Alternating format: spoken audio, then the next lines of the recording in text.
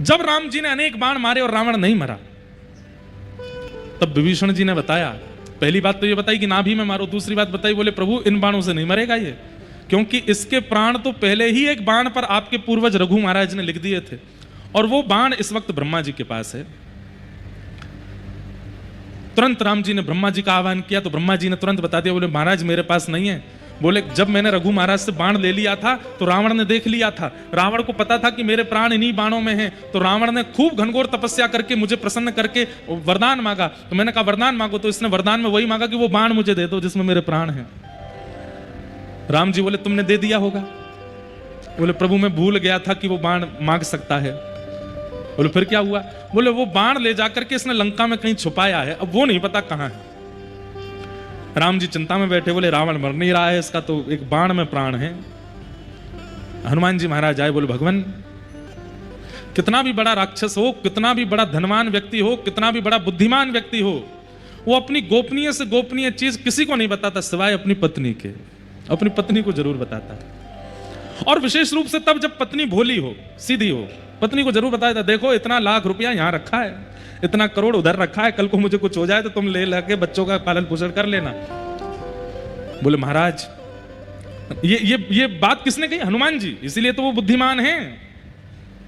हनुमान जी महाराज की बुद्धि की पराकाष्ठा हनुमान चालीसा में सब बोलते हैं, उनसे बुद्धि विवेक की कामना हम लोग करते हैं, उन जैसा बुद्धिमान कौन होगा? उन्होंने कहा, बोले प्रभु हो ना हो, रावण पूरी लंका में अपने प्राण जिसमें बसे होंगे वो कहीं और नहीं, अपनी पत्नी के पास ही कहीं रखा होगा, आप कृपा करें तो मैं जाके लेके आऊं।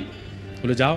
तो हनुमान जी ने एक बटुक ब्राह्मण का रूप बनाया, पहुंच गए मंदोदरी के पास। अब मंदोदरी तो रो रही थी और रो करके बस प्रार्थना कर रही थी, हे महादेव मेरे पति की रक्षा करो, मैंने सुना है इतने बाण राम जी ने चला दिए, अभी तक तो सब ठीक है, कृपा करके मेरे पति की रक्षा करो। इतने में ही हनुमान जी आ गए ब्राह्मण का रूप धारण करके।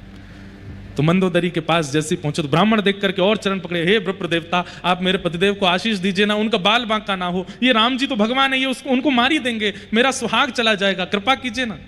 देवी तुम क्यों रोती हो? अरे तुम भूल गई क्या? हनुमान जी ऐसे बात कर रहे हैं जैसे इनको सब पता है। तुम भूल गई क्या? क्या?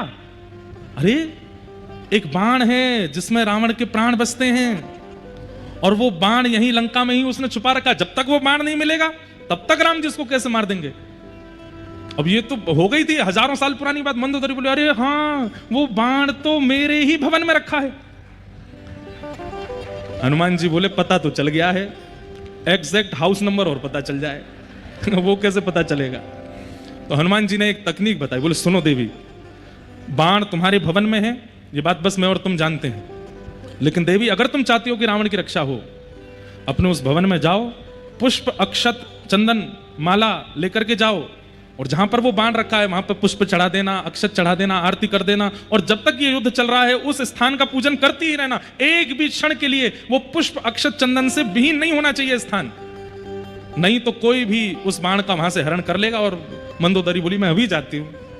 हनुमान जी बोले जाओ, अब मैं भी मक्खी बन के आऊं पीछे।